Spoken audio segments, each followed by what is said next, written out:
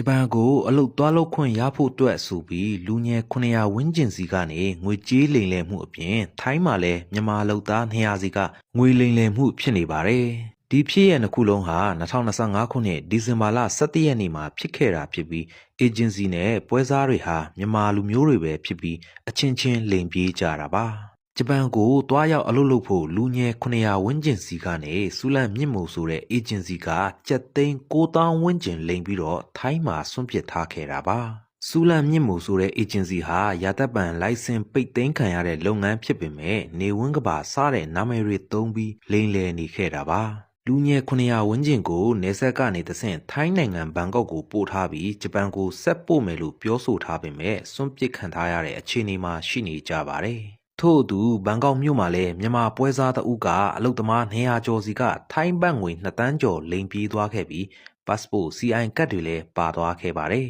။ထိုင်းရောက်အလုသမားဟောင်းတွေအနေနဲ့တတန်းတိုးရမယ့်အချိန်နီးလာပြီမို့စာအုပ်တွေဆုံးရှုံးရင်ဒုက္ခရောက်မယ့်အခြေအနေမှာရှိနေတယ်လို့သိရပါတယ်။အလားတူထိုင်းနိုင်ငံဘက်တစ်ဖွင့်မဲ့ချိန်မှာထိုင်းမြန်မာနယ်စပ်မဲဆောက်မြို့မှာလည်းမြန်မာပွဲစားတဦးငွေတွေကြိုယူပြီးမြန်မာပြည်ထဲထွက်ပြေးသွားတဲ့ဖြစ်စဉ်လည်းရှိနေပါတယ်။ဒီလိုငွေကြေးလိမ်လည်ထွက်ပြေးတဲ့ဖြစ်စဉ်တွေဟာပြည်တွင်းမှာခက်ခဲလို့ပြည်ပကိုထွက်အလုပ်လုပ်ဖို့ကြိုးစားနေချိန်မှာမြန်မာအေဂျင့်ပွဲစားတွေကပဲလိမ်ပြေးနေတာပါ